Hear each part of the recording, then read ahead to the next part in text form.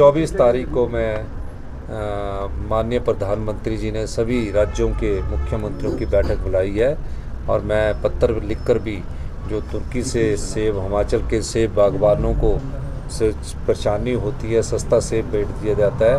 हम चाहेंगे कि जो तुर्की से सेब आता है उसने हिमाचल के बागवानों को प्रभावित किया है। इस प्रकार के सेब के आयात पर प्रतिबंध लगाया जाए। इस मामले में मैं व्यक्तिगत तौर से प्रधानमंत्री जी से भी बात करूंगा और निश्चित तौर पर एक चिट्ठी मैं प्रधानमंत्री जी को भी दूंगा कि हिमाचल प्रदेश जो कि बागवान और सेब की दृष्टि से पहचाना जाता है, वहाँ के बागवानों को किसी प्रकार का नुकसान ना हो, क्योंकि जब बाहर से आयात सेब आता है तो हमारे सेब के दाम प्रति किलो के हिसाब से गिर जाते हैं। तो हम चाहेंगे कि तुर्की के सेब के आयात पर प्रतिबंध लगाया जाए। हिमाचल प्रदेश के बागवानों ने बड़ी कड़ी मेहनत करके हिमाचल प्रदेश को सेब के रूप में विकसित किया है और 40-50 साल से बागवान एक पौधे को अपने बच्चे की तरह पालते हैं और फिर जब उस पालने में ही उसका इतना खर्चा हो जाता है और उसका मूल्य उतना नहीं मिलता है तो निश्चित तौर पर बागवान को दुख होता है। लेकिन वो इस उम्मीद के साथ कि अगले साल मुझे अच्छा दाम मिलेगा।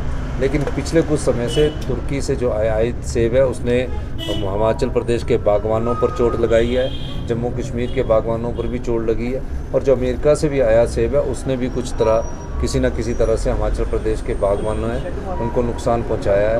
अब जो ट्रेड एग्रीमेंट होते हैं उस विषय में तो केंद्र सरकार ही बता सकती है, लेकिन हिमाचल सरकार इसका बाहर से आयात सेब पर डबल टैरिफ लगाने की बात कर सकती है। जो विभाग है और जो मेन ऑफिसेज है वो तो शिमला में ही रहेंगे। जैसे कमीशंस नए नए बन रहे हैं, जैसे जीएसटी कमीशंस है, रेरा है और जो कमीशंस है उनको हम यहाँ से शिफ्ट करेंगे। जैसे अभी मैंने कहा कि शिमला को डीकंजस्ट करना है। अगर मान लीजिए सीएम की गाड़ी ने जाना है तो इतनी लंबी लाइन लग जाती है, या ट्रैफिक जाम हो जाए तो 1.5 किलोमीटर तक लाइन लग जाती है। अब शिमला को हम कि सर्कुलर रोड को चौड़ा करने के लिए मैंने आदेश तो दिए हैं, लेकिन पहाड़ी क्षेत्र होने के कारण यहाँ की जो ट्रैफिक की समस्या बहुत बनी हुई है और सुबह के समय तो अगर 4 किलोमीटर का सफ़र तय करना है तो 1 घंटे के करीब लग जाता है। तो जो ऑफिस शिफ्ट हो सकते हैं, जिनके लिए जगह सरकारी उसमें उपलब्ध है, उनको हम शिफ्ट करने के बारे में विचार रखती है सरकार।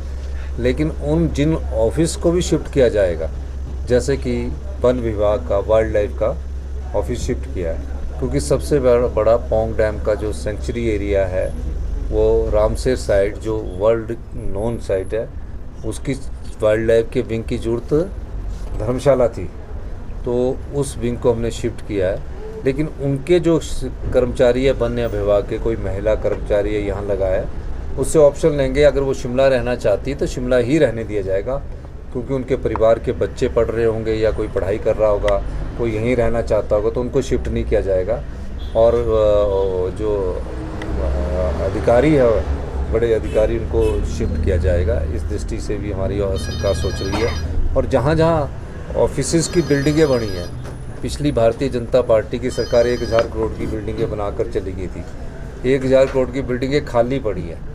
अब आप देखते होंगे कि सरकारी बिल्डिंगों की जो संपत्ति है, जो संपदा है, वो अगर खाली पड़ी है, एक ये बना दी है उस समय। अभी मैं पिछले दिनों जो बाई रोड वापस आ रहा था तो भराड़ी घाट के पास एक टूरिज़्म का ऑफिस है, वहाँ ट्रक खड़े हुए खाली पड़ी हुई है।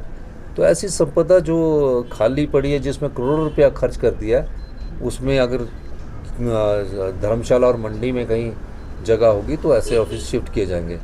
और जो मेन ऑफिस या विभाग जो होते हैं, डिपार्टमेंट जो होते हैं, उनको शिफ्ट करने का कोई विचार नहीं है और ना डिपार्टमेंटों को शिफ्ट किया जाएगा और ना ही यहाँ से सरकारी कर्मचारियों को उतना शिफ्ट किया जाएगा।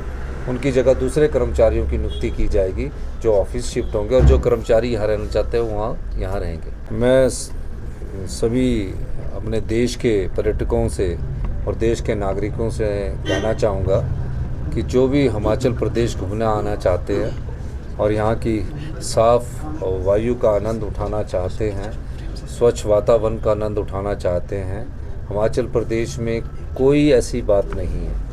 और जब ये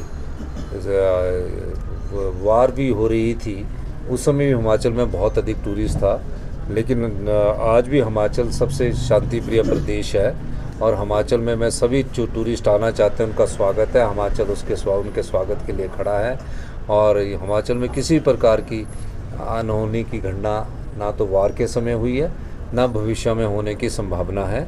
हम चाहते हैं सभी पर्यटक आए और यहाँ स्वच्छ वायु का आनंद ले, यहाँ की आबो हवा का लुत्फ़ उठाए और यहाँ जो भी आना चाहते, चाहे बच्चे आना चाहते हैं, नए शादी वाले आना चाहते हैं या बुज़ुर्ग आना चाहते हैं, उनके लिए हिमाचल स्वागत के लिए तैयार है।